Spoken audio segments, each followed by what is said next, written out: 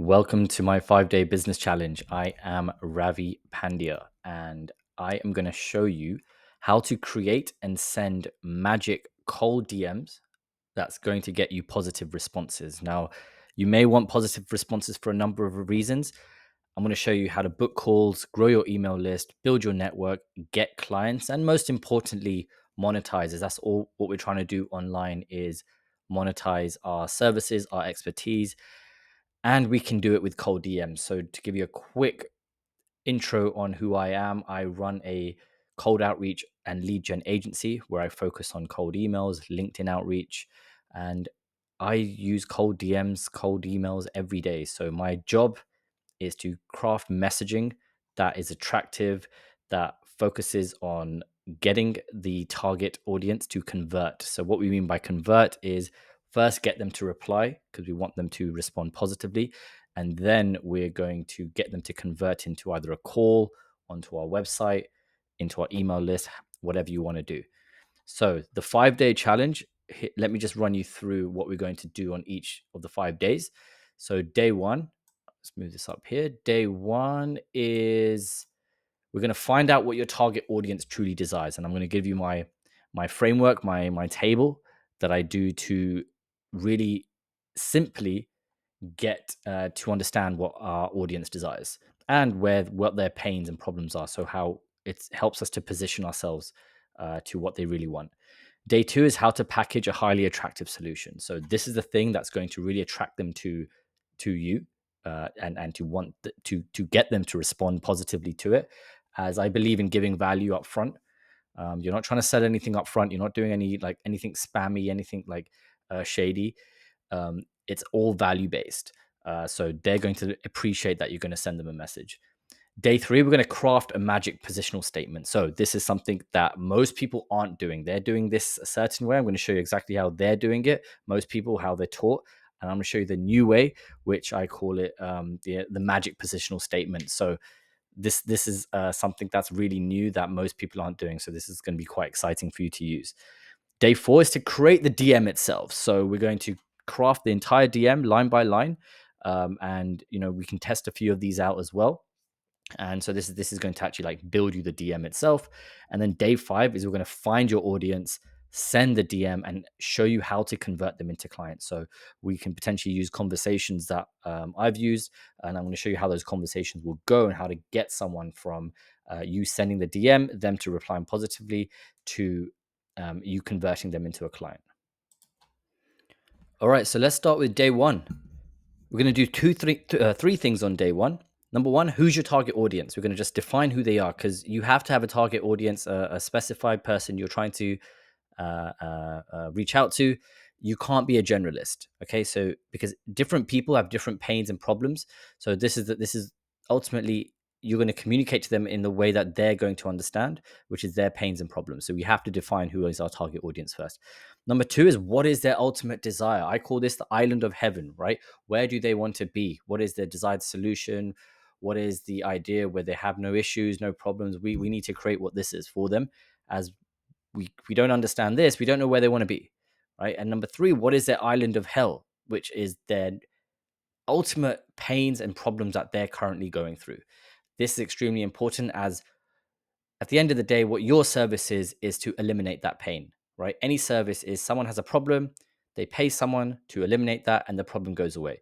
But we need to define those things in the way that they talk, in the way your target audience speaks. We need to define those things first before we can even start our positioning at all.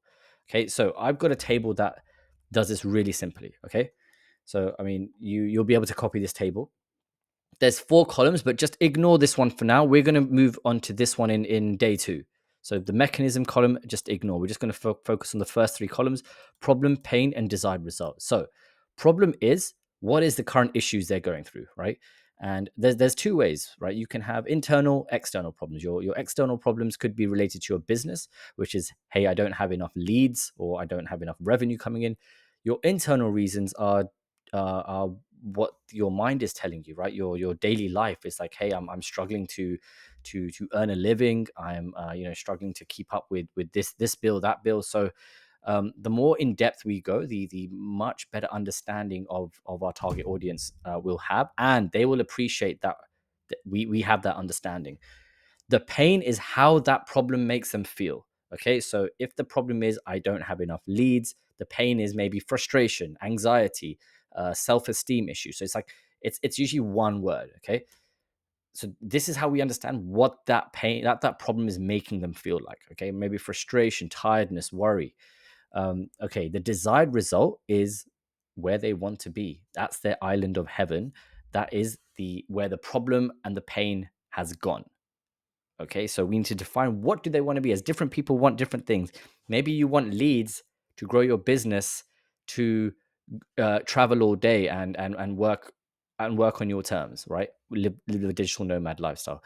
Maybe you want to grow leads because you want to be an entrepreneur and you want to scale businesses. So we need to find out what this desired result is, and this is the importance of niching down, or niching down. This is the importance of it, as different people have different desired results, different pains, different problems. So we need to find a group of people that has the pains and problems that you solve, and that wants the desired result that you can provide them. Okay, so let's go and start filling out this table. Now, here's how you do it. At the top, you just put your target audience, right? You can define this by what they do, their job title, their position, the type of industry, whatever it is, right? So, say if you're on Twitter, for example, and you're trying to monetize your Twitter account, you have to pick a target audience. So, maybe it could be SaaS owners, or maybe it could be ghost writers. Right now, ghost writers, a lot of ghost writers out there. This is another this If you guys are ghost writers, I need you to position yourselves differently now, because your positioning is really important. I'm going to go into this in the next video, but remember, stop defining yourself as ghost writers, because everybody else is, and you have to stop comparing yourself to everybody else. You have to create something unique about you, that when they see you, they're like, yeah, that's the person for that person can solve that problem. Okay, so I'll just give you the example of SaaS owners, but then even that, I think it's too broad. You may wanna go even deeper, like new SaaS owners who have a $99 a month product, because there's many forms of SaaS. Okay, you can have $500 a month, and they'll have different problems. So okay, let's just go with that for example. What is let's just highlight some problems. What is their problems? Okay, I know users. Okay, I have no users, and I'm just going to make a few columns here. Um, can't book demos. Okay, they want to do demos for their SaaS, and maybe it's an owner saying can't don't have time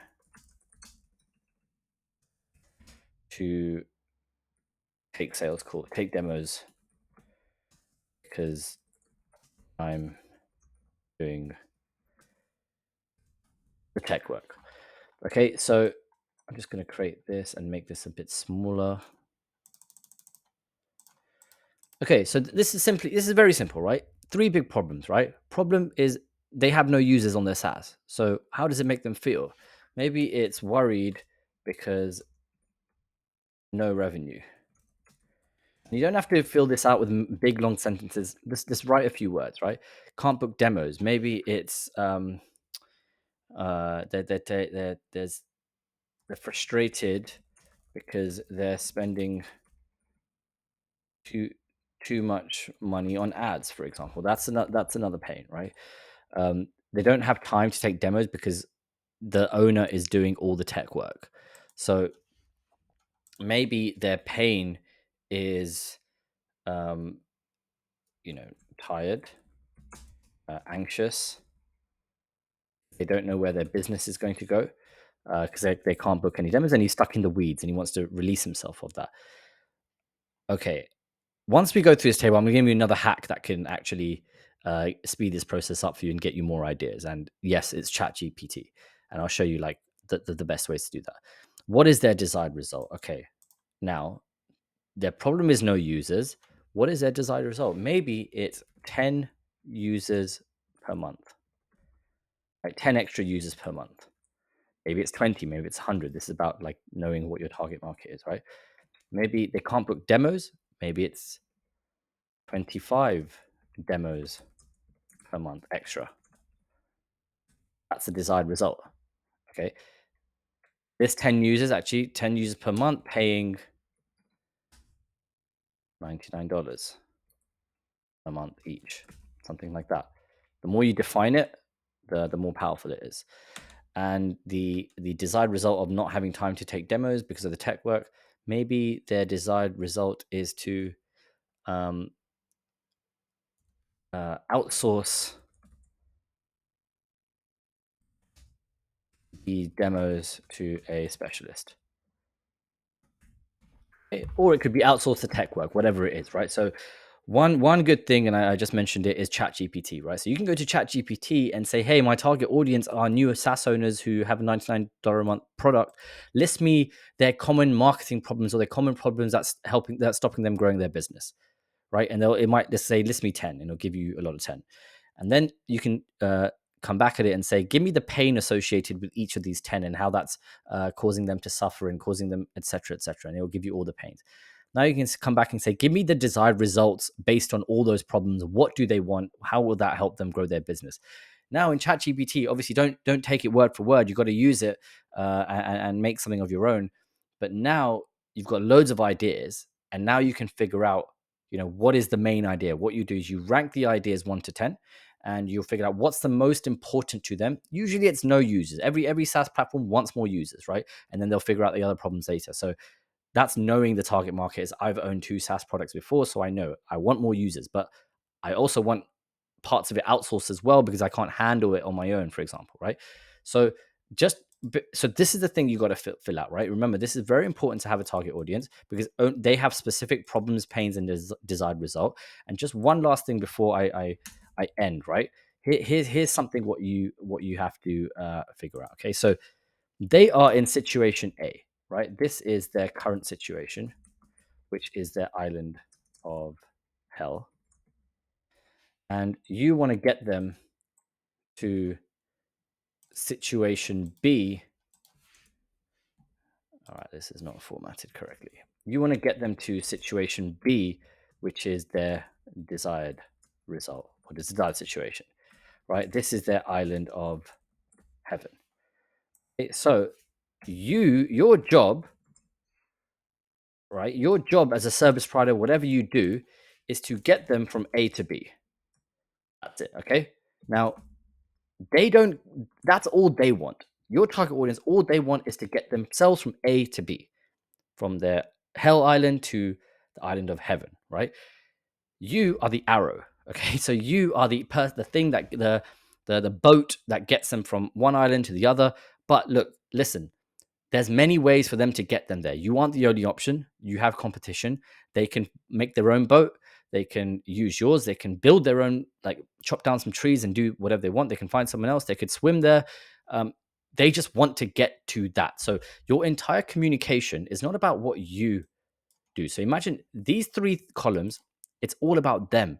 Later we'll go into the mechanism, which is about you, but 3 out of the 4 columns is about them. So remember how much importance of their situation is. Okay, so it's not about your service, it's not about how good you are yet. I'll show you how to do that later. But you're trying to get them from A to B. So your whole entire communication should just be about A to B, right? Not about you. It's just about, I can get you to B, or do you want to know how to get to B? I can show you how to get to B, etc. Right? So you need to do 2 things. And this is about filling the table, right? You need to describe the problem, and this bit's important, in the way they say it, right? That's situation A. And 2, you need to describe the solution that they want, the desired solution, in the way they say it. Now, this is important because now you get into their heads. Here's how you get into their heads is once you can describe things in the thoughts that they're using, then they'll feel you truly understand them.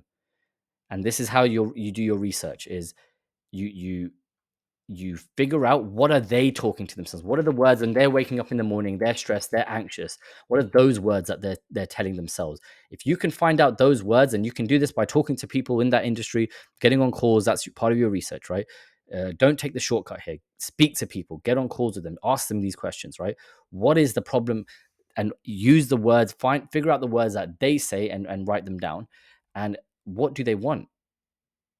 Remember, it's all about them, what they want. If you can get into their heads, figure out what they're saying to themselves, they'll feel you truly understand that you can help them solve their problem. So your task for day one is figure this out, target audience, fill out these columns: problem, pain, desired result. You can do one, you can do two, you can do three. The more you have, the better, as you can rank them. And then once you've done that, move on to day two. But this is very important because we need this information for day two. And then for day three, day four, it's going to be so much easier to craft the rest of it, as the rest is a lot easier. This is probably the most, the day where you spend the most on. But you can actually get this done pretty quickly. Just put a bit of effort into this and it will pay off. Trust me, I do this to all our clients. This is the first thing we do to every single client when we're doing a cold outreach sequence. And this is our market research hack. That doesn't take too long, but it'll be super powerful. So do this and we'll move on to day two. Thank you.